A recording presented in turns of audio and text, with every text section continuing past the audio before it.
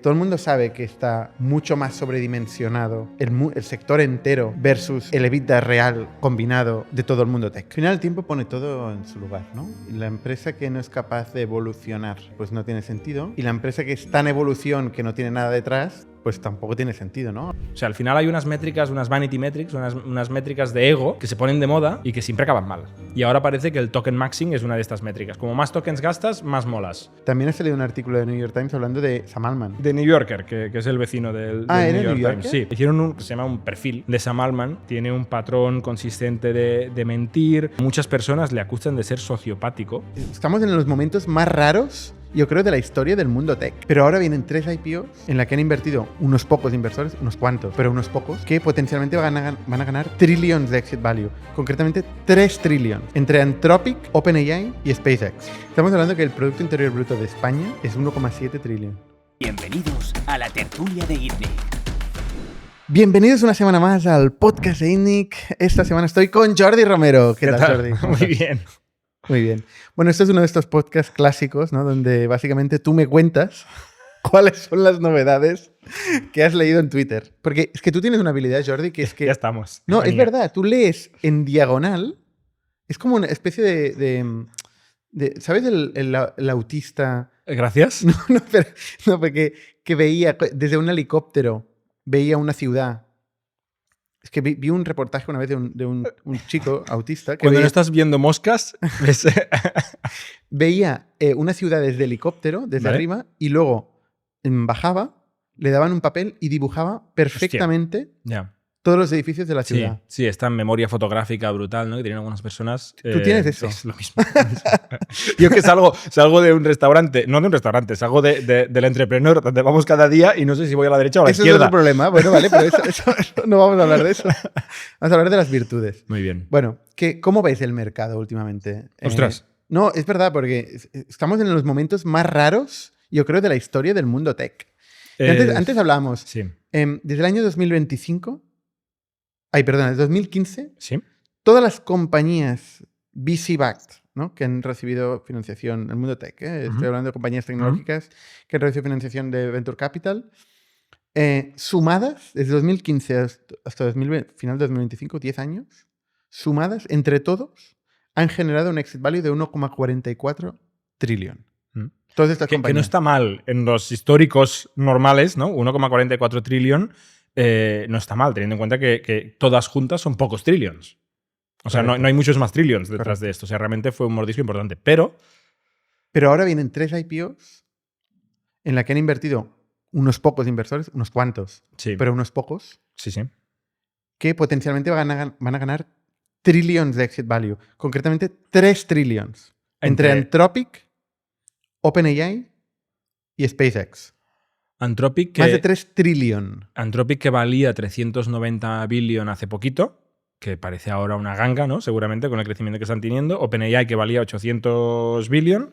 Y SpaceX, que ahora se rumorea que 2,5, pero bueno, entre 2 trillion y 2 trillion y medio. Parece que Elon Musk está negociando con algunos inversores. Entre 2 trillion y 2 trillion. Pero era 1,70 hace poco. Pues sí. ¿Qué es un trillion más, un trillion menos? Estamos hablando que el Producto Interior Bruto de España es 1,7 trillion. 1,6, 1,7, por ahí. Podríamos comprar la mitad de estas 3 compañías con toda la productividad de España en un año. Es que es heavy, ¿eh? A ver, o sea, ninguna de las 3 lo justifica en el sentido Warren Buffettesco, ¿no? O sea, el value de estas compañías, los cash flows, el balance, los fondos nada de esto lo justifica. Ni las Nvidias ni los cash flows lo justifican, ¿no? Porque de hecho todas pierden dinero. SpaceX tiene las múltiples cabezas, tiene negocios que ganan dinero, negocios que pierden dinero, entonces lo mezclan todo y es difícil de saber si gana o no gana dinero de aquí en adelante. Pero Anthropic y OpenAI de momento son máquinas de quemar pasta. De hecho, mucha, ¿no? Y las valoraciones que tienen se justifican, yo creo, más por la cantidad de dinero que han necesitado que no necesariamente por los fundamentals del negocio. Aunque, bueno, crecen tan rápido que parece que acaban llegando a ellos. Pero son compañías legendarias. Yo creo que no hay ninguna duda de que pero estas son compañías legendarias. ¿no? El mundo que afecta a las compañías tech, que es el mundo del venture capital. O sea, está muy correlacionado con vasos comunicantes. Ahora mismo está esperando de qué pasa con estos retornos. Porque si efectivamente esas IPOs pasan, ¿no? Y salen estos valores y no se hunden, más allá del lock-up o lock-in period de los inversores, eso significará que han hecho muy buenos retornos algunos fondos. O sea, yo creo que el IPO tiene dos valores muy grandes de cara a los retornos, ¿no? Uno es la liquidez, obviamente, que es que permite la liquidez real, y ahí cuando la gente quiere vender, si el comprador o el inversor retail o el institucional que no es socio quiere comprar acciones pero a un precio más bajo, ¿no? Pues te hace un price discovery, te baja el precio hasta que hay un match, pero la otra es que también limpia mucho, ¿no? Y esto es una cosa que yo, por ejemplo, he descubierto estos últimos meses, que ya sabíamos pero que está volviendo, que es la cantidad de mentiras y de estructuras que hay en las valoraciones que se publican. O sea, yo estoy escuchando ahora de compañías que han hecho rondas a 10 billion, que esos 10 billion son totalmente hipotéticos y falsos, ¿no? Y que en realidad parece que luego la compañía ha hecho otra ronda a valoración 3 o 2, ¿no? Y no es que haya ido mucho peor la compañía, es que los 10 billion era una anécdota. De hecho, yo he visto term sheets donde de un día para otro el term sheet, la valoración se mueve en 1 billón. Porque da igual. Porque hay una cantidad de cláusulas de protección y de retornos garantizados donde hay mucho juego, ¿no? Y la IPO te limpia esto, porque en el día de la IPO lo que se hace es que se convierte todo a common shares, ¿no? Acciones comunes, no sé cómo se dice en castellano, common shares, pero ordinarias. No, ¿eh? Hay acciones especiales, ¿eh? También. Sí, pero en cualquier caso se limpia y se transparenta y se publica, ¿no? Y hay un descubrimiento de precio de las diferentes clases de acciones. Y eso lo que permite al inversor es ver de verdad qué vale la empresa, ¿no? Porque uno puede decir, es que esta empresa vale 1 trillón o 2 trillones o 3 trillones. Bueno, ya lo veremos, ¿no? Y la IPO te permite ver esta liquidez. Que luego el mercado retail está un poco loco y a veces infla compañías y a veces las destroza sin ningún mérito. Oye, ¿por qué no aprovechamos de esta tertulia para hacer una pequeña masterclass de lo que es la estructura?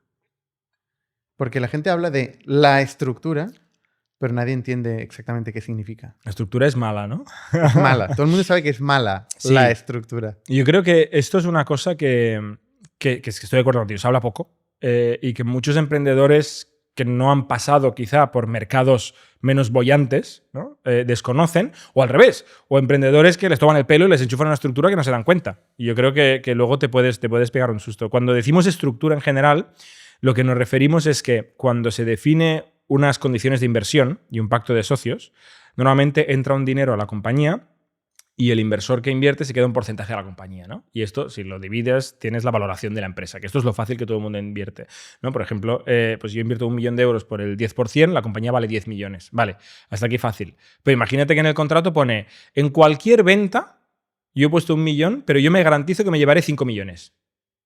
Ostras, ya no vale 10 millones, porque en realidad este inversor, si la empresa se vendiera por 10, se llevaría la mitad de la inversión, ¿sabes? No el 10% de la inversión. Entonces, en la estructura son las cláusulas de preferencia que tiene este inversor o esta clase de acciones que tiene este inversor, que muchas veces la típica estructura, digamos, aceptada comúnmente y que yo creo que es sana, es lo que le llamamos la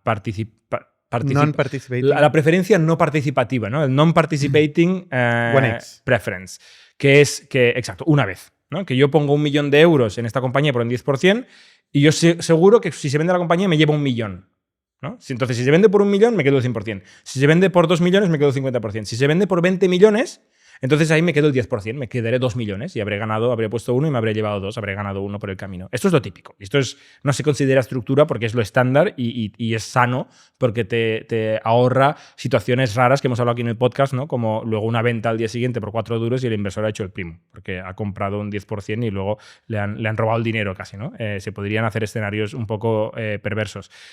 La estructura normalmente lo que te dice es yo no tengo una vez participación, sino que tengo 2 veces o tengo una TIR garantizada. Esto es muy común. Muchos term sheets pone yo tengo un 15%, un 20% de TIR garantizada. Entonces este millón, luego es 1.2, luego es 1,44. O sea, ahí es donde vives el factor compounding, que la gente siempre subestima la cantidad de tiempo que hace falta para que las cosas pasen, ¿no? Y cuando te encuentras en el año 12 Con un 20% de TIR con un garantizada. 20% de TIR garantizada, es muy difícil hacer un exit y que esto se convierta en algún dinero para otro accionista que no sea el que tiene esta TIR garantizada. Este podcast es posible gracias a nuestro sponsor, MyTraffic. Si te dedicas al real estate, o eres un franquiciado, o te dedicas al retail, y estás pensando en qué zona invertir para crear tu primer local, te recomiendo que utilices la herramienta de MyTraffic Genie, que por vía conversacional te va a permitir saber cuántos visitantes tiene una ubicación, conocer el potencial de las zonas, el tráfico peatonal, las áreas de influencia. Pruébalo totalmente gratis y si quieres su versión Pro, utiliza el código ITNIC para conseguir un 10% de descuento. Si te interesa, te dejamos el enlace en la descripción de mytraffic.io. Este se lleva que un 3X, un 4X, garantizado. Independientemente de lo bien que haya ido el negocio, ¿no? Entonces, la y valoración... esto genera también dinámicas perversas, ¿no? Ajá. Incentivos raros dentro de la compañía, ¿no? Pues que también es peligroso para el propio inversor ¿no? Desalinea a los socios, ¿no? Porque hay uno que una venta en el año 2 por muy poco upside dice, como yo estoy muy protegido, a mí me parece perfecta, y el otro dice, cabrón, si ahora vendemos te lo quedas todo tú. Entonces aquí entran otras cosas que no es estructura, pero que son las cláusulas de los pactos de socio, las mayorías, ¿no? Reforzadas y este tipo de drag-alongs, tag-alongs, cláusulas que hemos hablado varias veces con abogados que lo cambian todo. Y que no solo la valoración, y es mucho más importante que la valoración. Yo me comí una vez una TIR garantizada, ahora que lo estoy pensando. No sé si te acuerdas. Sí, me acuerdo perfectamente. Que además no me di cuenta. O sea, no me di cuenta. Y mi abogado, que también ha estado aquí en la tertulia, tampoco me lo señaló, ¿no? Entonces yo me pareció ver 1x non-participating. O sea, no sé. Y luego hay una línea pequeñita. Una línea pequeñita que decía algo muy raro, como no sé qué, un dividendo, tendrá derecho a un dividendo anual de no sé qué, ¿no? Sí, muchas veces lo que se dice es el inversor tiene derecho a convertir sus acciones en ordinarias, pero garantizando un mínimo de un 20% anual de TIR. Entonces, claro, el inversor hace el cálculo, ¿no? Yo quiero mi 10% o quiero garantizar el 20%. Y el día que hay un evento de liquidez, decide el inversor, con lo cual siempre decidirá dónde gana más dinero. Y tú te pensabas que le tocaba un 10% y quizá le toca un 40%, un 50% a este inversor. Este inversor, que ahora ha pasado tiempo, yo creo que puede contar cosas. Es uno de los inversores que más caña me ha metido en el board. En la historia de... Que no es ninguna empresa activa de ITNIC. Es una empresa que ya no forma parte del portfolio activo de ITNIC, para aclarar. También creo que es una de las personas que más me ha hecho crecer. También hay que decir que era un operador en activo. Un inversor que era un founder. Era un founder, ¿no? Que había montado compañías y escalado compañías muy dentro grandes. de management software. O sea, yo con él aprendí, creo, uno de los RPs más grandes de Europa. Esta persona. Acabarás diciendo su DNI. No. Pero me metió una caña. Y fíjate que me metió este pacto de socios y yo, en el momento del exit, me di cuenta que había firmado esto y le dije, tío, esto no te lo voy a pagar. O sea, no lo voy a considerar. Porque te acordarás que fue una venta en tranches y no sé qué, tal. Entonces, en uno de los tranches podía potencialmente aplicar. Luego no aplicó porque el exit era mucho mayor, ¿no? Pero pero hay un momento de incertidumbre, exacto. En esa transición de dices, bueno, no está garantizado y si ahora aplicáramos tu TIR claro, con el primer pago, te lo quedas todo tú. Y esto es injusto, ¿no? Y esto era con el contrato a la mano. Correcto. Era lo que él me aplicaba, ¿no? Pero yo le dije, tío, o sea, esto no lo hablamos tú y yo. Me parece muy bien que esté en el contrato y que tenga mi firma. Y pero delante de notario. También me parece muy bien. Todo me parece muy bien. Tú y yo nunca hemos hablado de eso y tal, ¿no? Y después de una discusión bastante larga, me lo sacó. No me lo aplicó. O sea, a pesar de haberme metido tanta caña, luego fue muy justo, o muy injusto, depende de quién lo vea, pero para mí muy justo en no aplicarme esta cláusula. A ver, yo creo que ahí había un factor de suerte y es que no era un VC al uso. Correcto. Era un family office / dinero de un grupo pequeño de personas. Porque claro, esto que estás diciendo tú como emprendedor está muy bien porque tú acostumbras a tener una agencia completa, ¿no? Tú hablas en nombre de un colectivo, pero en nombre tuyo también. No eres un representante de alguien, ¿no? Tú te representas a ti mismo y arrastras a más gente. Pero un VC también representó a todo el capital. Pero tienes skin in the game. Y no solo todo el capital, también a todos los trabajadores. O sea, representa un montón de gente, ¿eh? Pero tú formas parte de esto. No eres un simple representante. Tú también te mojas. Lo que quiero decir es que si tú inviertes, por ejemplo, ¿no? Si tú y yo invertimos desde ITNIC, hay un porcentaje muy importante de nuestro dinero que está en el fondo de ITNIC. Sí. Con lo cual, cuando invertimos desde el fondo de ITNIC, hay dinero de otros, pues que el nuestro también está ahí. Con lo cual, no somos un mero gestor de dinero. Nuestros ahorros están ahí metidos. Entonces, yo creo que hablamos, y como emprendedores, representamos, por ejemplo, Factorial, pero es que nuestro patrimonio está metido ahí, ¿sabes? Entonces, también hablamos desde nuestro bolsillo.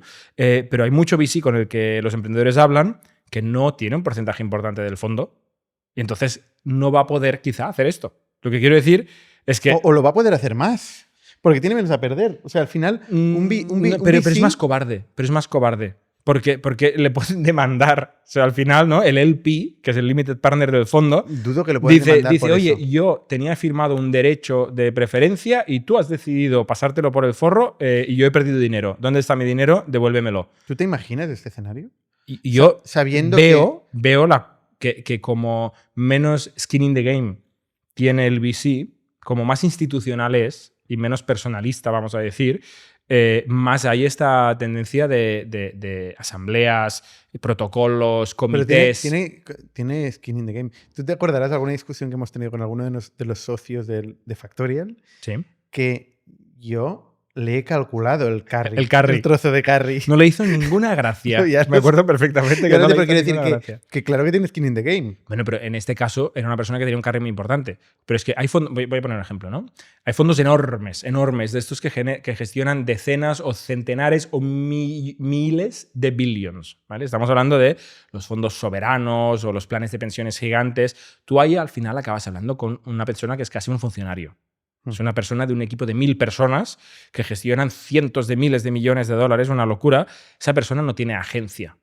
Entonces es una persona que tramita un proceso administrativo casi. No tiene poder de decisión, tiene mucho a perder. Tiene mucha cobardía o miedo en este sentido y tiene más un sentido de responsabilidad de yo voy a hacer solo para proteger a mi jefe o a mi employer, ¿no? A mi contratador, y no voy a ser tan generoso o tan creativo como podría ser el VC que te metía caña a ti, que en realidad casi todo el dinero era suyo. Que no sé si era todo o casi todo, pero creo que casi todo el dinero era suyo, ¿no? Y hay por ejemplo, una pregunta típica de emprendedores que pueden hacer a un fondo cuando están hablando con un partner, eso cuando ya tienes un poco de confianza, es cuál es lo que se llama el GP commit, que es cuál es el porcentaje del fondo que viene de Poco los... se habla de esto, ¿eh? Poco pero esto es muy importante. Tú hablas con alguien que ponen entre los GPs, ponen el 10% del fondo. Ostras, el 10% de un fondo es mucha pasta, porque hay muchos partners con los que hablan que tienen el 0,01% del fondo. Es una aportación casi simbólica, con lo cual son básicamente gestores de dinero de sus clientes de banca privada o de institucionales y tal. Y es diferente. Yo creo que es diferente cuando hablas con alguien que habla desde su bolsillo que cuando es un simple representante de un... Sí, o aunque sea que reinvierte el carry, por ejemplo, ¿no? Sí, luego la letra pequeña es cierto, es muy complejo el mundo del venture y de estos agreements. Pero yo creo que sí es importante, es una pregunta muy válida hacer. ¿Quiénes son los LPs y cuánto dinero del fondo son los GPs? No tú personalmente, pero típicamente se pregunta el GP commit, ¿no? Entre todos los general partners, ¿qué porcentaje del fondo tienen? Y si es un 1%, pues es poco. Si es un 5%, pues es mucho. Depende también del tamaño del fondo y tal, ¿no? Pero esto es una orientación de entender esto. Y si es un 10%, que es algunos casos, ¿no? Pues coño, es mucho ya. Es difícil como founder imaginarte que toda la gente con la que estás hablando ahí puede un día no estar, ¿no? Y hay muchos casos que han salido en el podcast, ¿no? Que los partners, la gente del board entero que tienen ha desaparecido. Es verdad. Después del 2021 esto pasó mucho, ¿no? Nosotros tenemos a Tiger como socio que yo no sé si queda alguien. Alguien queda, pero el equipo que lideró la inversión no. El equipo que lidera Por suerte no era muy presente, digamos, ya, como propuesta de valor. Y se han portado muy bien con nosotros, sí, siguen siendo socios y se han portado muy bien, pero no están involucrados. O sea, nada que ver con un Atómico, con un CRV, con un Creandum, ¿no? Que están muy involucrados, o pues Cafán. Ahora, volviendo a la reflexión del principio, estamos en un momento donde algunos VCs van a hacer Power Law a saco, ¿no? Que es invertir en Anthropic, o SpaceX, o OpenAI. O en OpenAI, o en XAI. Sí. O Next, ¿no? O sea, bueno, XAI y X es SpaceX. Sí. Pero quiero decir que podían haber invertido en una de estas, ¿no? Entonces, de golpe, todas estas darán una revalorización brutal. O sea, hemos pasado, y el mundo del Venture Capital sigue sonando la música. Ya, sigue sonando. Es muy importante porque es que es el mundo que hace que el mundo tech funcione. O al menos el mundo tech funcione al ritmo y al nivel que ha funcionado hasta ahora. Porque todo el mundo sabe que está mucho más sobredimensionado el sector entero versus el EBITDA real combinado Correcto. de todo el mundo tech. Correcto. Eso es la realidad. Con lo cual, ¿quién ha pagado la fiesta? Los VCs. ¿Y cómo han pagado la fiesta? Pues con una promesa de retornos futuros. Porque ahora llevamos 4 años sin grandes IPOs, ¿no? Llevamos una época bastante chunga. Ahora vienen Bueno, y los las pocos super que han hecho IPOs. IPO han pringado. O sea, ha habido pocas IPOs y las pocas que ha habido en general han bajado entre un 50 y un 98%. O sea, realmente el IPO de los últimos años ha sido un desastre, en general. Pocas excepciones. Entonces sí, ha habido pocos retornos o pocos retornos buenos. Y todo el mundo ahora, el que se haya metido en una de estas tres, pues está deseando que repartan. Y la verdad es que ahí le irá muy bien a todo el mundo, ¿no? Claro, cuando en la ciudad, cuando en el pueblo hay alegría, Claro. todo el mundo sale beneficiado. Pero estamos hablando mucho de los layoffs, ¿no? De los despidos masivos que se están haciendo en el mundo tech. Y la gente dice, no, es por el AI. No es por el AI. No es por el AI, ¿no? Ni O sea, tampoco era por el tipo de interés, ni tampoco era por el no sé qué. O sea. bueno, el tipo de interés creo que tiene más que ver que la Bueno, AI. sí.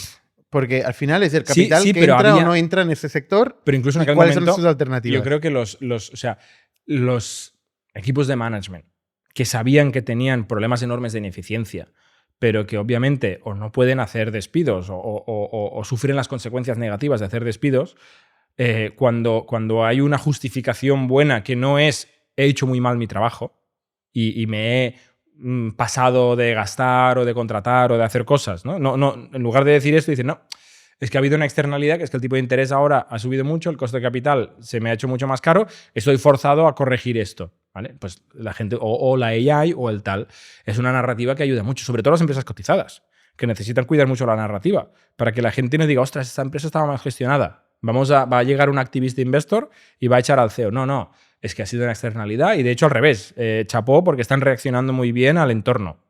Pero lo que dicen, el otro día hablamos, ¿no? Antes comiendo de Mark Andreessen, que estaba en un podcast con Harry Stebbings, que decía que... Bueno, y lo va tuiteando, ¿eh? O sea, decía que el 50% de las compañías... están sobredimensionadas. No, o sea, que tienen un 50% de overhead. sobredimensión. O sea, que sobra la mitad Sí. de manos y cabezas. Dice, las más eficientes sobre el 25%. Bueno, estas fórmulas que hace él, ¿eh? Bueno, a ver, lo normal es de un 50% y hay muchas que más del 75% sobredimensionadas. Square. Claramente, Twitter, X, lo demostró. X se cargó el 80 o 90% de la plantilla. Y sigue funcionando igual, ¿no? Con lo cual, si esto lo aplicas al sector entero, pues seguramente hay una gran sobredimensión. Lo que pasa es que tiene narices que Mark Andreessen, Que es el que paga que es el la que paga sobredimensión. las rondas seed de 15 millones de euros de, oye, contrátalo, loco. Luego vaya y diga en un podcast, oye, que están sobredimensionadas. Porque claro que lo sabe él, porque lo ha hecho él. De hecho, él decía en este podcast, ahora me estoy acordando, él decía en este podcast que seguía siendo más problema la sobrefinanciación que la infrafinanciación. Que no estaba nada de acuerdo con esto, que la infrafinanciación. Él decía, no, muchas más empresas sufren de levantar demasiado dinero que de no levantar suficiente dinero. Y, oye, no sé, pero todas las empresas que se quedan sin pasta por el camino porque han pasado un bache y no han tenido caja para aguantar ese bache, no estarán de acuerdo con esto. O sea, él argumenta que la sobrefinanciación empuja a cometer errores y a perder el norte. Que yo creo que habrá gente que sí, pero es que yo también asumo que la gente tiene 2 dedos de frente, ¿no? Y que sabe gestionar un poquito. Sí, pero sí que es verdad que si estás en un momento, en un mercado donde hay sobrefinanciación en general, todo el mundo Sí. gasta Se gasta más de la cuenta. Pero hasta el punto que eso sea peor que quedarse sin pasta. Bueno, depende de quedarse sin pasta. O sea, quedarse sin pasta para ser mucho más consciente del crecimiento que estás haciendo o quedarte sin pasta para que no puedas operar. O sea, es que son dos escenarios Bueno, y los dos diferentes. son malos, ¿eh? Porque dejar oportunidad, coste de oportunidad de crecimiento que tú no estás cogiendo y otro está cogiendo, también... ¿Cómo es? ¿El hambre es la mayor amiga de la creatividad? ¿O cómo que no? Sí. ¿Algo así? No, o sea, también te obliga a crear, ¿eh? Yo por eso no ceno. No, y al final nosotros hemos conocido founders que, uno en particular que tengo en mente, que factura 1 billón, ¿no? Que creció de 0 a 1 billón con 0 financiación. Que nosotros nos lo miramos y decimos, hostia, heavy. Ah, no sé de quién hablas. Bueno, varios, ¿eh? Ah, vale, vale. Pero sí, uno de ellos. Vale, vale. Una empresa de market research. Una empresa de market research. Hostia.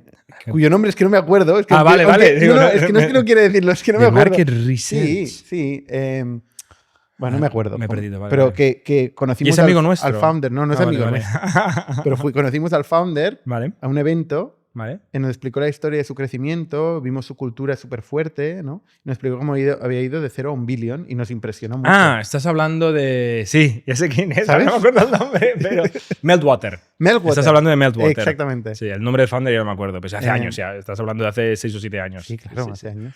Pero bueno, es un caso de 0 a 1 sí. billón. Sí, sí. 1 billón Sí. de ARR con 0 euros cash in, ¿no? Bueno. O un MailChimp también, ¿eh? O yo qué sé, hay muchos, no hay muchos, O pero hay un algunos. Medbee. O Que un ha salido esta semana. Estaba buscando todas las notas. Matthew Gallagher, que este no es amigo nuestro. No. Que tiene tu edad, por cierto, más o menos. Mucho No, mayor que joven. yo. Que se ha salido un artículo en el New York Times que facturó el año pasado 400 millones de dólares y este año, que estamos en abril, con lo cual todavía queda bastante año, pero tiene como una tendencia que estima que facturará 1.800 millones de dólares. Que me hace gracia estimar esto. No, por eso, sí. En sí. enero. Por eso O sea, digo, no, en por enero eso no, digo pero- que, entre comillas. Pero bueno, los 400 parece que son reales. Y el New York Times dice que miró las cuentas anuales de la compañía. O sea, que no es un tuit. Hay un poco, asumimos que el New York Times tiene un poco de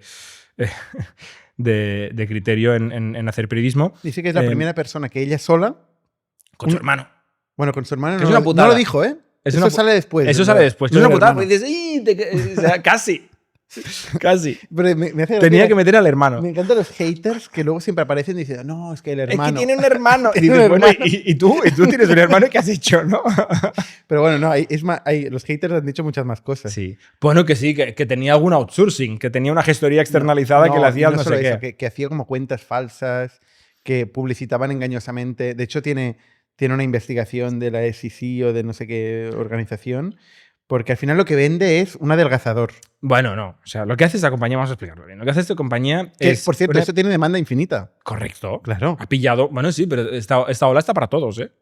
Y la ha pillado el bueno de Macio. Nosotros no la hemos pillado. Eso es Pero- como el crecepelo. El crecepelo Sí. también tiene demanda infinita. Pero esto funciona, de momento esto parece que funciona. El Ozempic, El ¿no? Ozempic. De los GLP-1 estos. Bueno, este señor montó una empresa de telemedicina que básicamente es darse cuenta de que todo el mundo quiere Ozempic y les gustaría no pagar por ello de su bolsillo, sino poder que su seguro se lo pagara, etcétera, etcétera. Entonces, para eso necesita una receta médica, etcétera. Y él montó una empresa de telemedicina donde los clientes podían pedir una receta para el Ozempic. Y él factura el Ozempic, con lo cual no tiene un margen del 90%, pero no ha levantado dinero, con lo cual tiene algún tipo, o es break-even como mínimo. Tiene algún tipo de rentabilidad. Se estima que tiene poca rentabilidad, pero tiene algún tipo de rentabilidad. Y la montó él solito, con AI a Pero un tope. momento, break-even. O sea, break-even con una sola persona.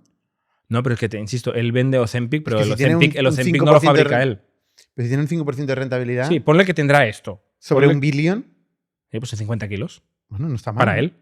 Y le paga un salario A su muy hermano. bueno a su hermano, ¿no? O un profit share, lo que sea, no lo sé, no sé cuál es el acuerdo que tienen. Pero la montó Matthew Gallagher y su hermano le ayuda. Y él explicaba, la gracia es que él explicaba que él hizo los anuncios de Instagram y de TikTok con herramientas de AI para crear el vídeo. Las campañas, las creatividades con AI.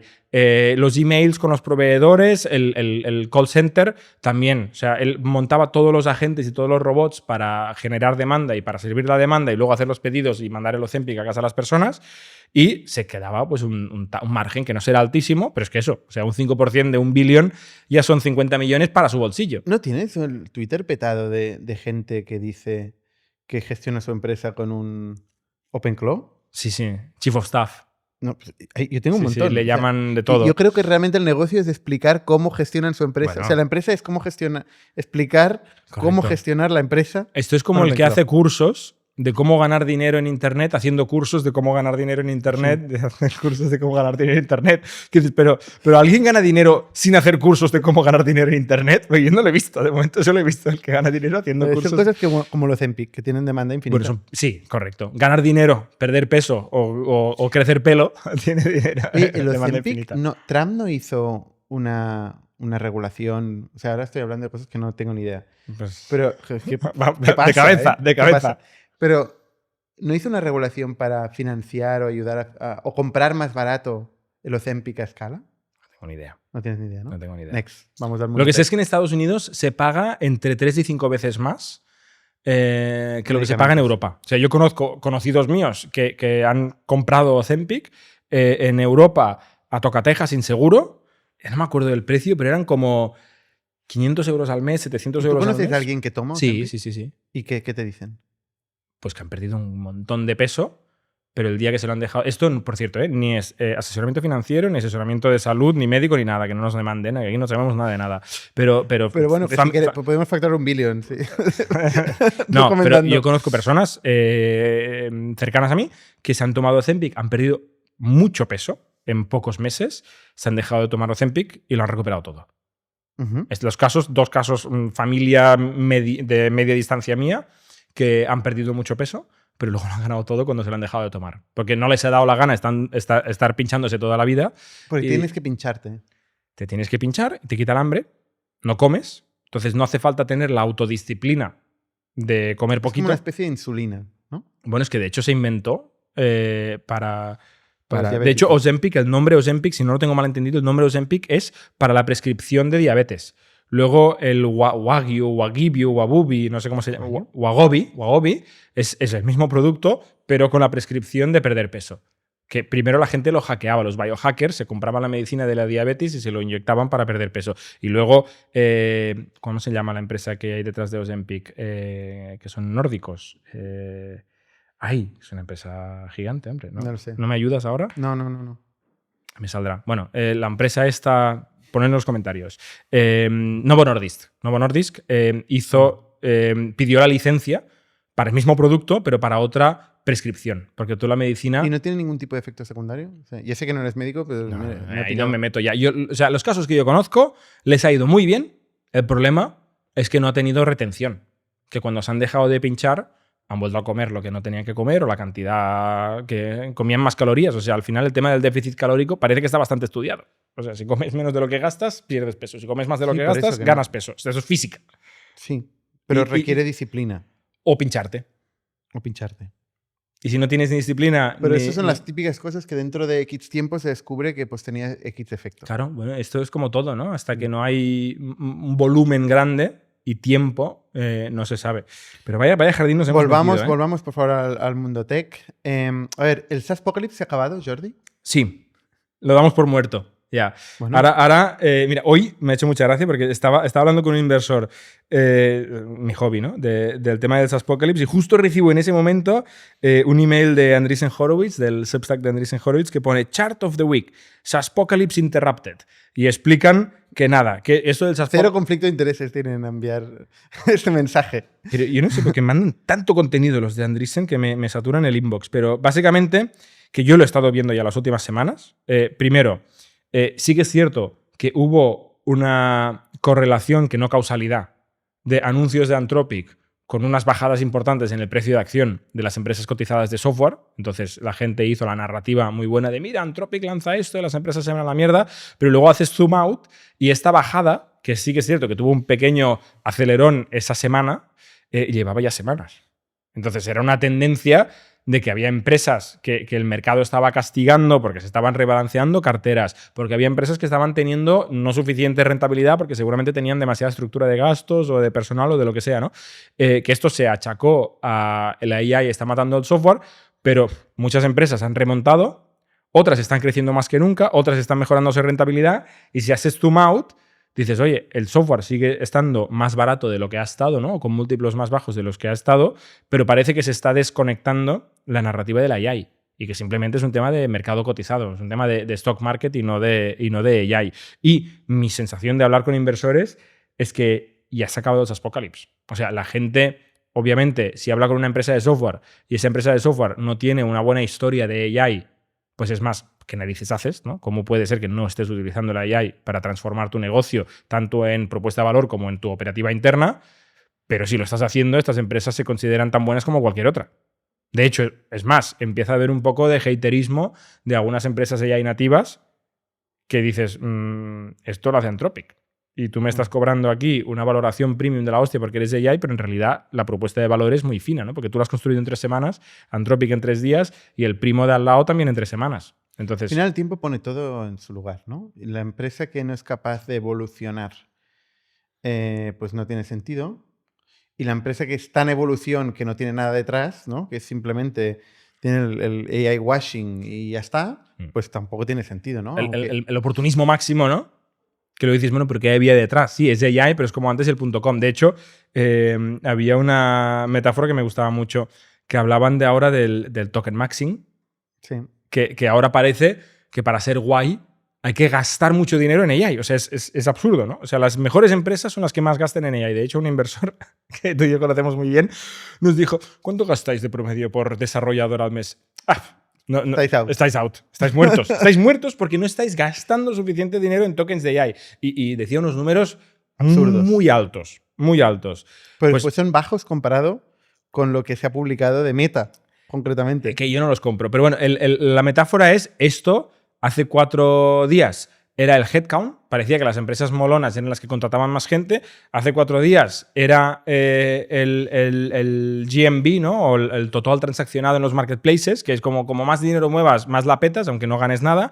Y hace 20 años eran los eyeballs, ¿no? Las visitas en las páginas web. O sea, al final hay unas métricas, unas vanity metrics, unas métricas de ego que se ponen de moda y que siempre acaban mal. Y ahora parece que el token maxing es una de estas métricas. Como más tokens gastas, más molas. Una cosa, correlación no implica causalidad. Correcto. O sea, sí que es verdad que no puede, o sea, un developer hoy que no queme tokens. Cero. Si quema cero, es preocupante. Es muy preocupante. Muy preocupante. Muy preocupante. Ahora, no por quemar tokens está generando más valor. O sea, entre gastar 200 euros, 2.000 euros o 20.000 euros, no significa para nada que haya una relación con el valor que aporta o que le saca de la IA. Entonces, esto es el tema que se critica mucho, ¿no? De los CEOs de golpe de levantándose un día y diciendo ¡A gastar tokens! Y tal, no. En Meta se ve que hay leaderboards, rankings. Hay pantallas en las oficinas donde rankean a la gente por número de tokens gastados, ¿no? Correcto. Consumidos por semana, y la gente compite por ser el que más gasta, ¿no? Y de hecho hay gente que dice que parte de la facturación de Anthropic, que por cierto ha crecido, se ha publicado que ha superado los 30 billion, que potencialmente ha superado OpenAI ya, eso es muy heavy. Pero bueno, hay gente que dice que esto en parte es gracias a Meta y esas pocas compañías que se han vuelto locas en la compra o en el quemado de tokens, ¿no? Y además ahora, en el que se está hablando tanto de los layoffs, ¿no? De la reestructuración en general de todo el sector, tú imagínate ser un developer que sabes que te están midiendo por quemar tokens. Y estás abajo. A gastar. O sea, vas a decir, oye, calcúlame los números primos de 1 hasta el infinito, ¿no? Y a quemar tokens. Resuélveme las paradojas más viejas del mundo. No pares hasta que me encuentres la respuesta, ¿no? Venga, a trabajar. Estoy arriba. A trabajar. Y tú ahí en la playa. No, mira, números, por ejemplo, ¿no? Tú has dicho que se rumoreaba, hubo un tuit muy famoso, viral, que se ve que se ha publicado, y esto no lo he validado, ¿vale? Aquí, periodismo bueno, que habían consumido 60 trillones de tokens en un mes en Meta. Que o sea, se ha confirmado por varias fuentes y medios de fiar, digamos, publicaciones de fiar, de que esto es cierto. ¿El qué? De que hay estos rankings. De que el mandato es a gastar tokens y de que la gente está gastando los máximos tokens que puede. Esto se ha confirmado por muchas fuentes, de que está pasando en Meta. El número que yo he visto publicado en muchos sitios que me creo es el de 60 trillones de tokens, ¿vale? Trillions americanos, que son billions europeos, pero bueno, trillions americanos de tokens, que esto, un flipado, ha cogido y ha dicho que se convierte en $1 billón al mes a Anthropic. En $1.000 millones al mes de factura en Anthropic, ¿vale? Ahora, ¿por qué creo que está mal hecho este cálculo? Porque el precio de tokens que ha utilizado este tío, que ha hecho este tweet, es el precio de Opus 4.6 de output, ¿vale? Y los tokens en Opus 4.6, el precio de tokens de Opus 4.6 de input son $5 por millón de token, de output son $25 por millón de token, pero es que los tokens de input que están cacheados, que ya alguien ha consumido antes, valen medio, o sea, $0,5 por millón de tokens. Y los datos de OpenRouter, que es como una especie de middleware de modelos, dice que el 98,9% de los tokens que pasan por OpenRouter son de input. Porque, ¿cuál es el caso de uso más bueno de la IA generativa? Es programación. Y la gente, cuando hace programación, le pasa el context window, que le pasa pues, un montón de ficheros de código para luego generar 10 líneas de código. Entonces, la proporción de input a output es mucho más input que output. Total. Que el tío este decía que Facebook, Meta, se estaba gastando $1 billón al mes en Anthropic, que hubiera sido 1/3 de la facturación de Anthropic del mundo, que no tiene ningún sentido. Claro. Si rehaces el cálculo con lo que acabo de decir yo ahora y utilizas un promedio, ¿no? Que tiene sentido de tokens de input con tokens de output, etcétera, te sale que potencialmente se están gastando esto al año.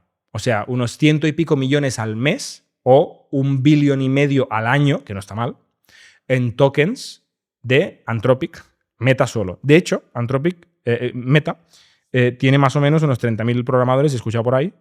Entonces, si tú haces la división, te sale a $5.000 por ingeniero por 30.000 ingenieros, ¿no? $5.000 por ingeniero al mes, que son 60.000 al año, por 30.000 ingenieros te sale a 180 millones de dólares. Entonces, más o menos salen los números. Que eso es mucho más de lo que nos decía nuestro inversor, que se gastan de media en Silicon Valley. Bueno, 5.000. ¿Qué nos creo, dijo? Creo que nos decía 3.000. $3.000. Pues estos 5.000. 4.000. Estos 5.000 al mes.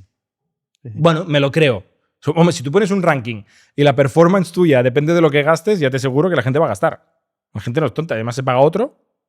Claro, es que también hay que ir con cuidado con los objetivos que se ponen y los incentivos que se ponen. Pero, muy peligroso. Porque yo creo que alguien como Zuckerberg, que es un tío muy listo, ¿no? Ha demostrado que es un tío muy listo, pero pone un incentivo a 30.000 programadores y los programadores también son muy listos y van a poner a la máquina a gastar tokens como locos. Imagínate lo nervioso que debe estar Sam Altman ahora mismo, que ve este crecimiento de Anthropic, 30 billion, que habiendo perdido el contrato del Pentágono, ¿no? Y todas las críticas que he recibido y todo el supply chain del gobierno americano, llegando a 30 billion, cuando ellos han cogido todos estos contratos, ¿no? Yo creo que tienen que estar muy nerviosos. Están haciendo 1.000 cosas, 1.000 pivots, dejando los proyectos, side projects, centrándose en escribir código igual que Anthropic, o sea, haciendo de followers. Comprando un podcast. Comprando un podcast. El otro podcast. Exacto, está el podcast de ITNIC y luego el otro que es TVPN, que intentan imitarnos. Sí. No, TVPN, que ya hemos hablado aquí, que yo lo descubrí muy temprano y me gustó porque se llama Jordi, por cierto, uno de los... Jordi americano. Jordi, pero que es muy raro que se llame Jordi. Es americano. Pero Jordi es un nombre catalán. Creo que sí, yo sepa sí. Hay franceses también, hay chicas francesas que se llaman Jordi con Y también. Pero sí. él no es con Y. Es como yo, sí. Que es muy heavy eso. Sí. Bueno, no sé. Hay más Jordis en Estados Unidos. Bueno, pero... estos chicos son buenos, ¿eh? O sea, Jordi Hayes y John Coogan. Sí. Que son dos... Bueno, Jordi Hayes es muy joven. O sea, tiene 20 y pico tacos. Y John Coogan yo creo que tiene nuestra edad. O sea, también muy joven. Y son dos ex emprendedores. Uno de ellos medio VC. Durante un tiempo estuvo involucrado en Founders Fund. Y a mí me gusta... Porque Jordi en el mundo de la publicidad, de YouTube. Muy creativo. Sí. Muy creativo. Son muy creativos los dos. Y a mí me gusta. Y hablan muy bien. Explican muy bien. Explican muy bien. Todos los Jordis. No, ya lo sabemos. Que todos los Jordis. Jordi Pujol, Jordi Hayes y yo. No, pero que a mí lo que me gusta mucho es que cogieron un formato muy clásico. Tienen esa cosa retro, ¿no? Tienen como un estilo, van vestidos en traje. Y tienen un estilo como clásico y les gusta esta estética un poquito old school, de old money, que se llama ahora, de un poco, bueno, clásico. Y han cogido el formato de CNBC o de la CNN, ¿no? Estos formatos de noticias con abajo la barrita que va pasando y van trayendo a gente en directo y tal, pero lo han hecho en versión tech y en lugar de hacerlo en la tele, lo hacen en Twitter Livestream y en Twitch y donde sea y con muchos sponsors sin vergüenza. ¿Vale? Van muy a saco. De hecho, el nombre original del podcast era Technology Brothers, que es Tech Bros. Que dices, hombre, empezamos bien. O sea, no tienes vergüenza. Y lo cambiaron a TVPN, que ahora resulta que es Technology Business no sé qué. Network. Pero el origen era Technology Brothers, que era un poco sinvergüenza y se pasaron, yo creo, ahí un poco de frenada, pero lo han reorientado. Y se ha convertido Pero, en... ¿por qué sinvergüenza? Porque Tech Bros Pues es una cosa... Es que todo el tema, ¿no? Todo el lore Sí, que pero tienen llamarse es a de uno Tech Bros. mismo Tech Bro es peyorativo. O sea, Tech Bro es peyorativo y ellos se autollamaban Tech Bros, que es como muy vacilador. A mí no sé. O sea, no me parecía un nombre correcto. Me parece bien que se alejaran de este nombre. Pero luego son humildes, ¿eh? No son especialmente arrogantes. No. Ni nada. De hecho, una cosa que yo creo que han hecho bien es que han ido con curiosidad y humildad, han traído a todo el mundo que ha querido ir y ha querido ir todo el mundo. Porque ahí ha ido Satya Nadella, ha ido Jensen Huang, ha ido Mark Zuckerberg, o sea, ha ido Sam Altman, ha ido todo el mundo. Todo Dios. Y bueno, estamos hablando de todo esto porque OpenAI se anuncia el 2 de abril, que todo el mundo pensaba que era un April Fool's joke, ¿no? Porque el 1 de abril es el Día de los Inocentes en muchas partes del mundo, pero no era una broma. Realmente OpenAI les ha comprado, se rumorea que... Yo daba por sentado que era April Fool. Yo lo vi donde directamente decían que no era un April Fool's Day, pero es lo primero que dices cuando es un April Fool's Day, ¿no? Que no es un April Fool's Day. Pero parece que no, que era cierto. Les ha comprado por pocos cientos, se rumorea, por pocos cientos de millones de dólares, una empresa que iba a facturar ese año 30 millones de dólares. Cientos de millones, ¿eh? No está mal, para un podcast. Que son 2 personas, que no tiene financiación ni nada. Oye, mira.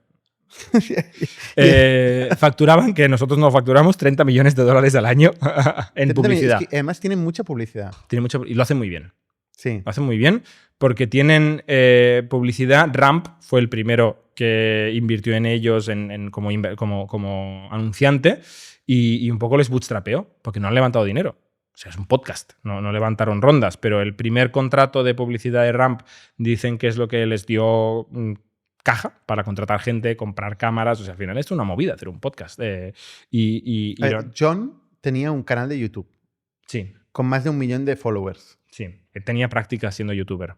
Y ya tenía alguien que le ayudaba. O sea, Sí. no empiezan desde cero tampoco. No.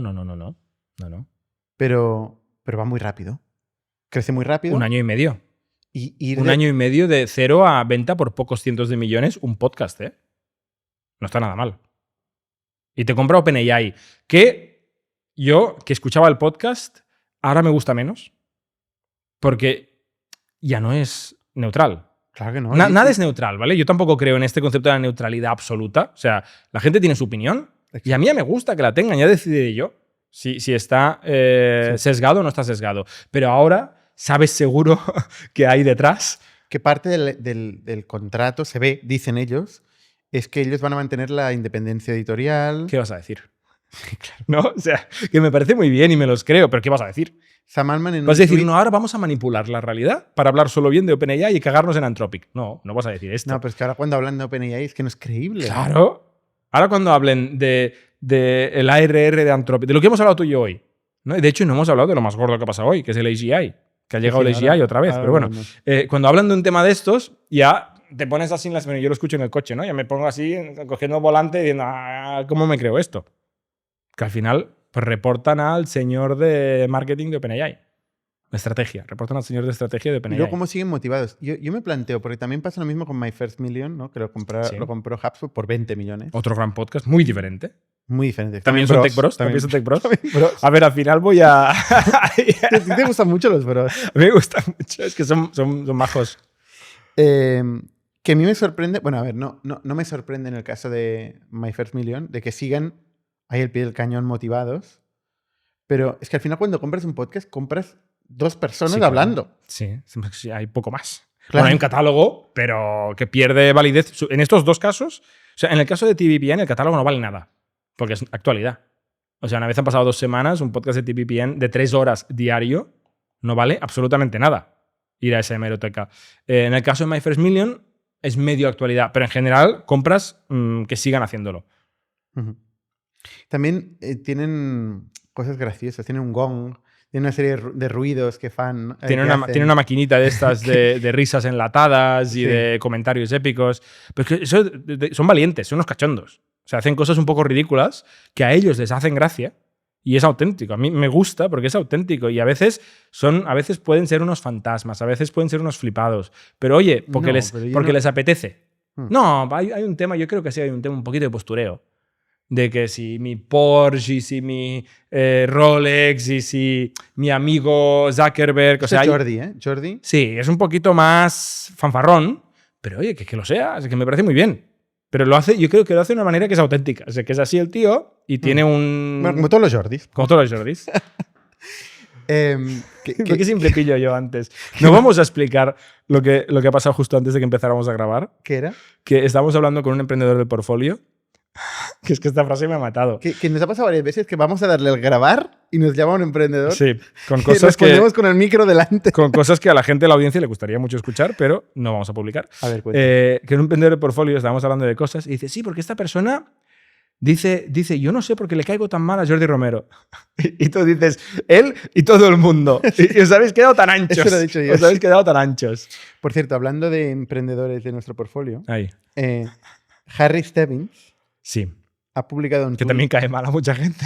Y este Como con, yo. con más. Bueno, ha publicado un tweet donde habla de los tipos de deals que se está encontrando ahora mismo en estos momentos tan raros. Sí. Donde nadie quiere hacer el primer paso, ¿no? Todos los fondos están esperando que alguien lidere la inversión, ¿no? Sí. Porque ahora es un momento donde si inviertes donde no toca, a un precio que no toca, te despiden, ¿no? Porque es como muy obvio.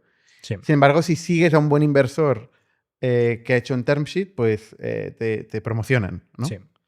Y como es muy valiente este mundo financiero, pues... Siempre ha sido así, pero yo creo que ahora es un momento quizá más extremo, ¿no? Hay oleadas, hay momentos de furor donde lo que hay que hacer es invertir todo el dinero del fondo que tenías 5 años para invertirlo en 5 meses. Y si no haces esto, despedido, con lo cual inviertes a todo el mundo que anda por la calle. Y hay momentos como quizá ahora, donde la gente es más prudente, esto es suficientemente AI o no lo es, está invirtiendo aquí también Founders Fund, está invirtiendo Thrive, es Anthropic, ¿no? Está invirtiendo Sam Altman como Business Angel, entonces puedes invertir lo que quieras. Y si no, mejor que no inviertas. Y son muy cobardes, es un mundo muy cobarde el de la inversión, siempre lo ha sido, yo creo, ¿eh? Entonces, esto lo aprovechan los Tier 1, ¿Eh? los fondos más top, caché. ¿no? Más caché para decir, oye, vamos a hacer 2 rondas. La buena, la mía, y la de los otros. Y la de los pardillos. Lo de los pardillos. Sí. ¿No? Y es un poco lo que decía Harry Stebbins, que claramente le molestó porque seguramente le aplicaron él en el grupo de los pardillos y no haría el tweet, ¿no? Y donde dice que básicamente, pues, ahora para entrar tienes que pagar el peaje de pagar una valoración mucho más cara porque ha entrado no sé quién. O sea, Y que hay como 2 tranches. Exacto. Lo que hacen algunos inversores es decir, vale, ¿tú quieres levantar a 10 millones de euros de valoración? Vale, buena idea. De hecho, tengo una idea mejor. Yo voy a invertir a 5, pero luego vamos a traer inversores que van a invertir a 20. ¿Vale? Luego, quiere decir, inmediatamente luego. Luego, la semana siguiente, y todo junto. De hecho, el dinero va a llegar quizá antes el que entra a 20 de valoración que el que entra a 5. Y ahí es el típico argumento de no, porque mi marca y mi reputación te va a ayudar a conseguir atraer a gente a 20, con lo cual tú no te estás diluyendo a 5 millones de valoración, tampoco a 20, porque te estás diluyendo a 5 y a 20, ¿no? Con lo cual algo entre medias. Y esto es una cosa que los VCs con mucha reputación y se citando aprovechan. a un sabio, es verdad que eso es el mercado, ¿no? Eso es el mercado. Bueno, Porque yo, igual cuando veo esas cosas, igual me indigna un poco más, pero luego tú me dices, eso es el mercado es eso. ¿Sabes? O sea, y el mercado no está bien o mal. Cosa que no estoy de acuerdo, ¿eh? Porque obviamente sí, mercado hay malas. puedes comprar y vender sicarios si quieres, ¿eh? O sea, con lo cual la moralidad es importante. Sí, asumiendo que hay libertad. Asumiendo que hay libertad. Sí, vale. Y que no hay, Entonces, que no hay abuso. Sí que es verdad que al final son operaciones libres, ¿no? No, pero pasa más de lo que la gente se piensa, ¿no? Que tú ves una ronda y tú seguramente luego en la press release ves que la valoración es a 20, Ah, sí, claro. cuando en realidad... No, bueno, es que básicamente todo esto está diseñado para press release. Exacto. Porque si no existiera la press release, Hostia, ¿cómo cambiaría haces todo? el blended. Los contratos serían mucho más sencillos si no existiera la press release. Press Porque release se es hacen lo más unas importante. mandangas para la press release, no es verdad.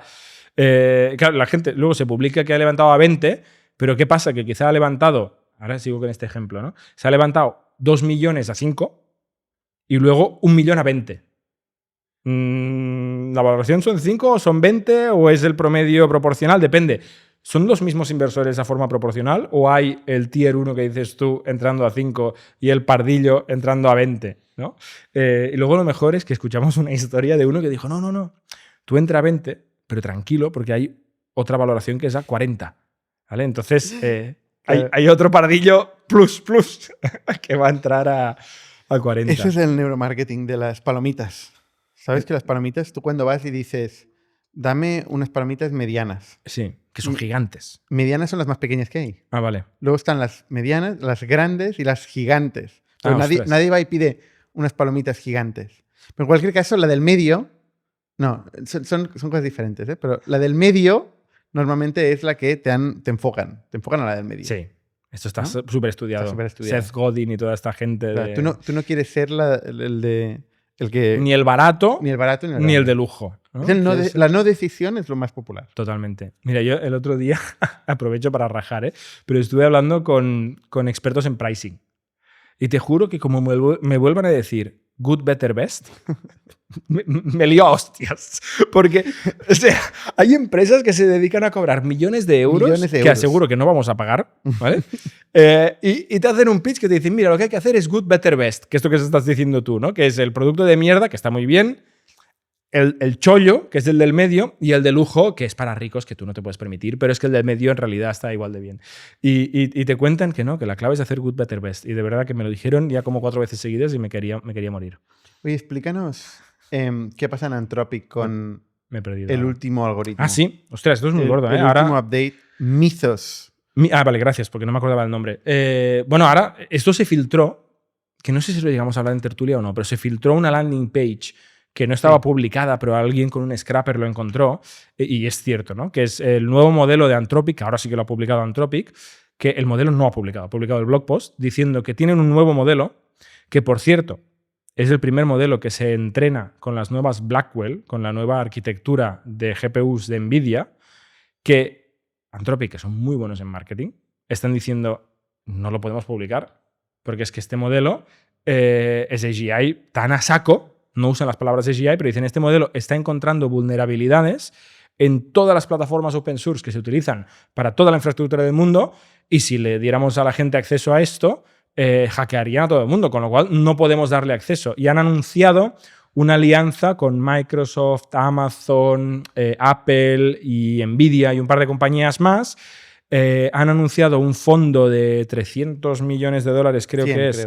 Bueno, sí, vale, pues $100 millones en tokens. Es como el nuestro. Un poco más grande. Nuestro no son de 100, ¿no? El sí, AI Acceleration Fund. 10. Pero bueno, tokens, igual que Factorial AI Acceleration Fund, ¿no? Exacto, me refiero a este fondo, el de AI. Sí, que Factorial anunciamos hace un par de semanas el AI Creo Acceleration Fund. que lo hemos contado en la tertulia. Ya no sé de 10 millones de euros, exacto. De las cuales la mitad es para créditos de inteligencia artificial. Bueno, pues le hemos inspirado a Darío. Anthropic, exacto. Hemos inspirado a Darío, que ahora también es del sur de Italia, igual que Carpazzi. Pues Darío, ¿de dónde es, de hecho, Darío? No lo sé. De Anthropic. Tiene un nombre exótico, no sé. Bueno, pues ha anunciado este fondo de $100 millones de créditos para researchers para estudiar, o sea, para básicamente hackear toda la infraestructura del planeta, pero con una ética de research y de prevención, arreglar todas estas infraestructuras. Una ética de marketing, ¿eh? Porque es que es lo que tú dices. O sea, tiene un conflicto de intereses enorme, tanto Sam Altman como Darío, cuando te dicen que Samuel, lo que han creado es como algo que va a parar el mundo. Es tan peligroso. Es muy peligroso que tal, ¿no? Y por cierto que ¿no? Puedes comprarlo ahí, vamos a hacer IPO. Sí. Puedes comprar el otro, que es casi igual de bueno. Sí, exacto. Puedes comprar el Opus 4.6, que por cierto también encontró 500 vulnerabilidades Zero Day antes de lanzarlo. Dice en el artículo este que lo primero que hicieron fue coger el teléfono rojo y llamar a la Casa Blanca y decir, hay un tema más importante que lo que estáis vosotros liados ahora mismo, y un tema mucho más importante, que es nuestro nuevo modelo de Anthropic, que trae a la gente más buena, porque hay que hacer algo, porque esto es demasiado peligroso, es más peligroso que una guerra nuclear, ¿no? Y luego llamaron a todas las grandes compañías tech y bueno, me parece un blog post increíble y una campaña de marketing increíble. Brutal. También es cierto que me parece... Seguramente el filtrado anterior también forma parte de la misma campaña. Totalmente. Que es la mejor press release, es la que se filtra, ¿no? La que se te escapa y tú haces, no puedo hablar de ello. Pero yo, o sea, reflexionando sobre esto, mira, le voy a dar crédito a Chamath, que antes hablabas de él, Chamath Palihapitiya de All In, que él hace un año y medio, 2, hablaba de la ciberseguridad y de, imagínate cuando tengamos AIs agénticas, autónomas, encontrando bugs y encontrando vulnerabilidades, la ciberseguridad va a ser gravísima, ¿no? Un problema enorme y es lo que ha pasado. O sea, no lo hemos explicado, pero lo que ha pasado es que estos modelos son capaces de encontrar vulnerabilidades en el código open source de los routers de las telcos, de los servidores de todas las empresas del mundo, de las cajas fuertes, de cualquier infraestructura que tenga software, y son capaces de encontrar pues 7 vulnerabilidades que en sí son inofensivas, pero las encadenan de una manera creativa que a ningún hacker se le había ocurrido en cuestión de segundos y hackean sistemas que no habían sido hackeadas, ¿no? Y un ejemplo que ponen es OpenBSD, que es una distribución de código open source, de código libre de BSD, que es un tipo de sistema operativo exacto, tipo Linux, para simplificar. Un bug que llevaba 27 años sin haber sido detectado, lo detectó el modelo de Mythos y Anthropic pues, se ha cagado encima y ha hecho la mejor campaña de marketing de la historia. Pero recomendación. Ahora sí que esto sí que es recomendación. Cuando salga una actualización en el sistema operativo o en el móvil, hacedla cagando leches. O sea, ahora toca actualizar. Depende, porque, bueno. porque es que hay varias amenazas al mismo tiempo. Ahora te vas a poner ya conspiranoico total, ¿no? No. Que es cuando hackean la actualización. Claro. Que es lo que pasó hace una semana. ¿La semana anterior? Sí, es verdad. ¿Sabes? Que se coló. Es que todo es malo ahora mismo. O sea, sí. Tienes que actualizar todo, sí, es verdad. Tienes que actualizar. Yo creo que es más seguro actualizar todo. Al mismo tiempo existe otro tipo de amenaza que es AGIs de estas, o pseudo-AGIs de estas, que están haciendo contribuciones a todas las librerías de open source del mundo. Pull request a tope. Claro, a tope. Y todas estas contribuciones tienen una vulnerabilidad añadida. Sí. Luego un backdoor, ¿no? Una puerta trasera que han escondido por ahí. Entonces todas estas librerías son utilizadas por otras librerías o otros softwares, otros stacks de tecnología que utilizamos todos, y que con esta actualización te entra un backdoor sin que tú te des cuenta, sin que puedas controlarlo, porque todas las distribuciones de open source ahora tienen muchísimas más contribuciones, es imposible estar afinando en detalle, con lo cual solo con AGI podemos defendernos de AGI. Es el clásico, ¿no? Ahora le pagas a la AI para que te haga las pull requests, le pagas a la AI para que te valide las pull requests, le pagas a la AI para que te haga el análisis. Y Jensen diciendo... ¡Más! OpenClaw, todos con agentes. Bueno, ojo, porque otra cosa que ha hecho Anthropic, que eso no ha sido tan popular para los developers y les ha cabreado a muchos, es que ha prohibido el uso de otros harnesses, de estos arneses. Sí. Que básicamente es OpenClaw, que es la sudadera que llevas tú OpenClaw, Pi, ¿no? Todos estos sistemas alternativos que no son OpenClaw. ¿OpenClaw? No, que no son su producto. Cloud. Hostia, es que realmente... Cloud Code. Cloud Code. No sé qué has dicho. Pues que no van. No van, ¿no? O sea, que ha limitado el uso de las suscripciones de Cloud para utilizar con alternativas, ¿no? Que dices, coño, te estoy pagando la suscripción, déjame usar a mí los tokens como quiera. Y ahora todos los grandes developers, los más famosos, han dicho ¡rum! Y han girado OpenAI. O Grok, ahora yo qué sé, va a salir. ¿No? Entonces ahora de golpe, ¡ostra! Los 30 billion. Igual los 30 billion, ¡pum! Mañana no están. O sea, tiene pinta que sí que están, qué presión, por eso. Qué mundo más... Es muy intenso, ¿eh? Llevamos 3 meses que, o sea, yo tengo la sensación de que ya es Navidad. O sea, ha pasado como mínimo un año entero y está saliendo el sol ahora, es una pasada. Tremendo. También hablando de artículos del New York Times, antes hablabas del de Ozempic, también ha salido un artículo del New York Times hablando de Sam Altman. Sí, de New Yorker, que es el vecino del New York Times. Sí, que es más de historietas. New Yorker es una publicación un poquito más, que hablaba más de opinión. De las muchas caras de Sam Altman, ¿no? Bah, le han dejado guapo, ¿eh? O sea, hicieron un que se llama un perfil de Sam Altman que, como todos sabéis, es uno de los fundadores, que no sé qué es. Es el CEO de OpenAI y una de las personas fundadoras de OpenAI que le despidieron, luego volvió y hay una investigación de Elon Musk en contra de OpenAI y ahí pues, se hicieron varias publicaciones de comunicaciones internas, más un periodista de New Yorker que lleva 1 año y medio haciendo centenares de entrevistas con ex empleados de OpenAI, inversores de OpenAI, ex empleados de Y Combinator y de Loop, de la empresa que fundó Sam Altman cuando era jovencito y tal. Y ha recolectado un perfil sobre Sam Altman y le ha dejado guapo. O sea, le ha dicho de todo. Y de hecho hay muchas quotes donde al final el titular del artículo es Sam Altman may control our future, can he be trusted? ¿No? O sea, decir, nuestro futuro depende de Sam Altman, es una persona de fiar o no. Ahí pues sale Ilya Sutskever, Sí. que es uno de los promotores del golpe de Estado que acabó con Sam despedido y luego Juan volvió, Ilya se fue, con lo cual perdió Ilya en esa batalla, donde dice, ¿no? Tiene un patrón consistente de mentir. Luego hay varios ejemplos donde la gente acusa a Sam Altman de decir, no, esto yo lo he hablado con legal, esto yo lo he hablado con compliance, lo he hablado con el board y dicen que todo bien. Y luego sale la gente de legal, de compliance o del board diciendo, esto no es verdad. Yo no he dicho nunca que esto todo bien. Y Sam, según las acusaciones, iba como diciéndole a la gente de que había mentido. Luego sale Dario Amodei, que no nos olvidemos, era uno de los investigadores líderes de OpenAI, que obviamente tiene un conflicto de intereses porque es el CEO No, pero cuando, de Anthropic. todo lo que dijo cuando todavía estaba, que él pidió que si se quedaba, si le dejaban reportar a nadie y gestionar todo el equipo de research. Dario. Sí. Ya. Y claro, le dijeron, no, hombre, no, ser CEO. no va así, ¿no? Todo el mundo quería ser CEO. Elon Musk quería ser CEO. Entonces, un montón Dario quería ser CEO. No, pero Dario se ve que, y además se guardó todas las notas y tal. Hay frases que me gustan mucho, las puedo decir. Hay un board member, no dice cuál, un miembro de consejo, dice: he's unconstrained by truth. Dice, él no está limitado por la verdad. Que es una manera muy artística de decir que miente más que habla, ¿no?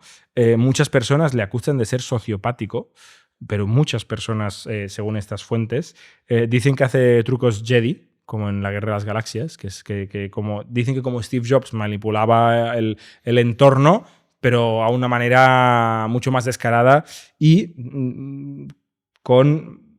más preocupante, vamos a decir, ¿no? Según estas declaraciones. Y bueno, al final la gente diciendo, oye, esta es una persona que no le preocupa la seguridad del AGI, que está obsesionada por el crecimiento, que creo que es evidente, es una persona que está obsesionada por el crecimiento, y se le acusa de no ser totalmente transparente con el equipo y con el mundo. Dice que tiene una empatía extrema y al mismo tiempo tiene una falta de apego a la verdad extrema, ¿no? Y que esta combinación...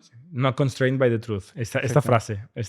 Luego Paul Graham decía que era una persona con capacidad se lo soltabas de una isla de caníbales o no sé qué, no sé cuál era la sí, frase. Y al cabo de un año era el rey. Y era el rey, ¿no? Que parece que lo está demostrando, ¿no? Porque está en una isla de caníbales, si tú quieres. O sea, tanto su propia empresa, que la ha intentado echar y la ha intentado hacer de todo, y él ha acabado ganando, como su propia industria, que es una industria muy bestia y ha conseguido superar todos los retos. También, para decir, porque yo no conozco a Sam Altman y no tengo una opinión directa, solo lo que leo por internet, pero John Coogan, que es uno de los dos hosts de TVPN, él decía que conocía mucho a Sam Altman, que le había invertido como business angel en su primera empresa y que YC, que en su segunda empresa Sam Altman era el presidente y tal, dice que Sam Altman tiene una reputación increíble de que cuando el señor Lobo en Reservoir Dogs, ¿no? Que cuando alguien tiene un problema, o en Pulp Fiction, perdón, ahora me acuerdo, una de las dos, que cuando alguien tiene un problema llama a Sam Altman y Sam Altman desinteresadamente mueve todo el mundo para solucionar ese problema, para ayudar a los founders. Aunque esto lo contó después de la compra, ¿eh? Esto lo compró el día que llegaban los billetes al bolsillo. Centenares de millones de euros a su bolsillo. O sea que bueno, sí, pero eso, para ser justos, lo ha dicho mucha gente de Sam Altman. Es una reputación que tiene en Silicon Valley de que es una persona que ha ido a la ayuda de founders desinteresadamente de manera reincidente. Yo creo que también hay que contar todo. Y insistimos, no le conocemos directamente. Y una cosa que también se ha publicado últimamente es el cap table de OpenAI. Yo no sé si es verdad o no, pero es de la última ronda que se ve que la gente no quiere invertir. Ahora, o sea, la gente que hay cola en Anthropic y no quiere invertir en el secundario de OpenAI. A ver, es que OpenAI a 850, Anthropic a 390 y Anthropic facturando y creciendo más que OpenAI, te dice que el precio ahí está mal. No encaja. Sí. Tendría que valer más Anthropic que OpenAI si es cierta la trayectoria de crecimiento de facturación. Pero si escuchas a Chamath Palihapitiya, dice que es un precio muy bueno. Y luego ves el cap table y ves que, bueno... Y sale Chamath. No, y es curioso porque hay mucha gente con porcentajes ínfimos que han metido una pasta ingente, pero que, claro, obviamente se ha... Sí, pero los retornos, los múltiplos no son tan grandes. No, no son tan grandes. O sea, Microsoft, esto ya lo hablamos. Microsoft es el más grande, Sí. con 17,6x, ¿no? Pero metió mucha pasta muy temprano. Sí. E incluso un 17x, si tú lo piensas, una de las empresas más legendarias de la historia, la empresa con el crecimiento de facturación junto con Anthropic más grande de la historia, con mucha diferencia, y solo hacer un 17x Ya, es muy poco. raro, muy raro. ¿No? O sea, un 17x lo ha hecho la gente con Idealista, con Globo, con Spotify, o sea, con compañías que han ido muy bien, pero Sí. es OpenAI. Estamos hablando de Pero una empresa que ¿No no te tiene igual. sorprende ¿No te sorprende que el mayor accionista, que es Microsoft, es el mayor accionista con un 26,79%, esté moviendo todos sus productos a cloud? Porque ahora mismo todo lo que está publicando Microsoft es a integraciones con Anthropic. Bueno, y está haciendo su propio Copilot y está empujando mucho su propio Y el Copilot, que es que Anthropic. es un competidor de ChatGPT, al final. O sea, es un producto donde quiere que los usuarios business utilicen para contestar preguntas y hacer el trabajo que... ¿Y eso no es un conflicto de alguna manera? Sí, no. pero es que es de este mundo, ¿eh? O sea, Nvidia le vende a todos y luego le invierte, porque Amazon también, Microsoft también, se invierten entre ellos. O sea, es un mundo muy conflicteado este. Por eso, cuando hablamos antes de IPO, yo creo que la IPO limpia, porque tú aquí hay tanto interés cruzado y tanto contrato oculto que no sabemos, que se rumorea, pero no sabemos, que el día del IPO hay que hacer disclosure de todo esto. ¿Sí? Entonces ahí se limpiará y se verá la verdad, porque claro, yo te puedo invertir en tu empresa 1 millón de euros si tú al día siguiente me compras un servicio a mí de 1 millón de euros y luego te compro yo un servicio de 1 millón de euros y te invierto en tu... ¿Sabes? O sea, estos cambios, bucles infinitos, son artificiales. Y esto en un IPO hay que declararlo todo. Y ahí yo creo que el mercado lo limpia y le pone un precio al valor real de la transacción. Ya. Yo creo que este es el valor. No sé, sería muy interesante que hicieran IPO. También tengo que decir que será muy confuso para los inversores saber si estas empresas valen 1 trillón o 0. Pero una empresa que pierde 20.000 millones o 10.000 millones al año, hostia, va muy rápido a 0. Eso es mucho dinero que tiene que estar constantemente consiguiendo. Y como patine, de hecho lo decía Dario hace un mes. Decía yo, sí, todo muy bien, Anthropic. Dice, pero si yo me equivoco un poquito en la previsión de CAPEX, en la previsión de Nvidias o de contratos a futuro que tengo que contratar de data centers y tal, me equivoco un poquito y tengo un agujero de 100 billions. Y cierro. Eso decía Dario. Eso decía Dario. Dario Amodei, el CEO de Anthropic, decía que si se equivocaba un poquito en la demanda de consumo de tokens y hacía un poquito más de CAPEX de la cuenta, entraba en bancarrota. Que es verdad. Pero claro, estamos hablando de data centers y de Nvidias y de contratos de alquiler y de gigavatios de energía de decenas de miles de millones de dólares. Y la demanda está creciendo ahora mismo 10x año a año. Pero yo no sé si este año repetirá un 10x o no. Y si no hace la inversión en CAPEX, ¿qué pasa? Sí que la hace Elon Musk y se lleva a él todo el crecimiento. ¿Sabes? O sea, hay una tensión brutal tiene que haber ahí. Curioso porque Nvidia invested 30 billion y and now is underwater by 500 million. No entiendo esto. Bueno, No sé. luego lo... Nvidia creo que es de los que ganan siempre. Gana siempre. Y el que gana siempre también, que se habla poco, es el del private equity que está comprando solares para hacer data centers. O sea, hay una economía enorme ahora mismo de real estate, de data centers y de brokers de energía, gente que compra y vende energía, que estos son mucho menos sofisticados a nivel tecnológico, no necesitan comprar PhDs y pagarles 100 millones de dólares de salario, pero se están hinchando a ganar dinero, porque al final todo el mundo necesita data centers, todo el mundo necesita energía y no hay que ser un genio para hacer esto. Hay que ser muy listo, pero no hay que ser un researcher de inteligencia artificial para hacer un gran modelo. Lo que hay que hacer es saber encontrar solares. No sé si hay incluso favores o corrupción ahí, pero hay mucha gente ganando mucho dinero fuera de los 4 famosos en esta carrera. Mientras tanto, Elon Musk ha hecho un partnership con Intel para construir su infraestructura, sus chips. Mientras resuelve el problema de la disipación del calor en el espacio, que todo el mundo está preguntando, oye, pero ¿cómo vas a disipar el calor? Son problemas que... Bueno, hace mucho frío, ¿no? En el espacio. Que están saliendo... Sí, pero se ve que si inicias... No hay aire, no, claro, no corre el aire. No, pues eso es un No, problema. no quiero ser un cuñado, no tengo ni idea del problema de la disipación en el espacio. Pero Elon Musk tiene muchos problemas físicos, ¿no? Muchos problemas fundamentales. Que hoy son problemas económicos de cara al IPO, que está a punto de salir, ¿no? Y que tiene que de alguna forma ir resolviendo. Madre ¿no? mía, qué valiente. Bueno, momentos interesantes. No sé si tienes alguna historia más, Jordi, a comentar. Teníamos Mira, quería una en la anécdota que me agenda. ha hecho gracia. Antes que hablábamos de los VCs cobardes, se publicó la semana pasada en motivo del 50 aniversario de la fundación de Apple, el memo que hizo Don Valentine, ¿no? la tesis de inversión que hizo Don Valentine de Sequoia para liderar la primera ronda institucional seria de Apple en 1977, un año después de la fundación. Que hay frases muy graciosas, ¿no? Que era de 600.000 euros, ¿no? $600.000, ¿no? Dice, una compañía líder en una industria caliente. $600.000 nos dan el 10% de la compañía. Una inversión muy cara y además un management muy cuestionable. Un liderazgo muy cuestionable. Sale Steve Jobs, ¿no? Uno de los emprendedores con mucha diferencia más buenos de toda la historia de la humanidad. Don Valentine de Sequoia estimaba que el tamaño de mercado era de más o menos $500 millones del momento, que incluso ajustados a la inflación son 2 billion, ¿vale? Para que la gente tenga un contexto, Apple factura más de 400 billion al año, ganando más de 100 de beneficio neto al año, más de 100 billion. Y Don Valentine decía que la industria era de más o menos medio billón en aquel momento. Total, se tiraron a la piscina, acabaron invirtiendo y luego vendieron el IPO por $6 millones.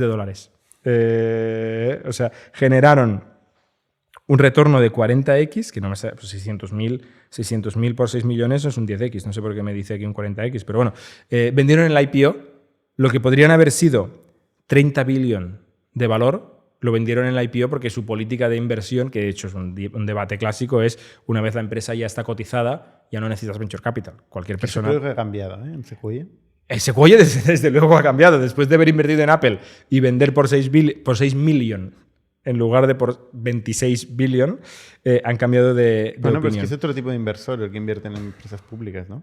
Bueno, sigue siendo un debate, ¿eh? Porque yo creo que pagas un management fee y un carry por tener acceso a inversiones a los que tú no tienes acceso. No solo por criterio. Pero sí que tienes acceso. A la cotizada sí. Por eso. Con lo cual ya hace bien de vender, porque el día de O IPO... reconvertirte la cartera a acciones que tú puedes controlar. Correcto, ¿no? que es lo que han hecho ahora, que es más complicado, que tienen varios fondos y traspasan de un fondo a otro y tal. Pero bueno, al final esto de ser VC es muy difícil, ¿vale? Porque tú te encuentras a Steve Jobs y a Steve Wozniak y te pasan por delante y tienes la oportunidad de comprar el 10% y no lo ves, y por suerte se tira a la piscina Don Valentine y se convierte en uno de los el VCs inversor más más top del históricos mundo. de la historia. Sí. Y no tenía buena pinta para nada. Un emprendedor que olía a 5 metros de distancia, que estaba como una cabra, que era un maleducado. Dato interesante, esto para los emprendedores. Steve Jobs llamó 150 veces a Don Valentine suplicándole que invirtiera. Steve Jobs 150 veces a un inversor pidiéndole que invirtiera. O sea que como un emprendedor que no sea Steve Jobs, o que no sabemos todavía si es Steve Jobs, al cabo de 2 llamadas ya deja de buscar inversor, piénsatelo. Porque Steve Jobs llamó Eso es muy 150 importante, veces a Don Valentine hasta que consiguió sus $600.000 para montar Apple o para escalar Apple en el segundo año de vida. Sí, sí. Muy bueno. Muy bien, Jordi, pues vamos a trabajar. Venga. Tenemos muchas cosas a hacer. Los que habéis llegado hasta aquí, gracias por escucharnos. Y si creéis que os aporta valor este contenido, like and subscribe. Y nos vemos la semana que viene.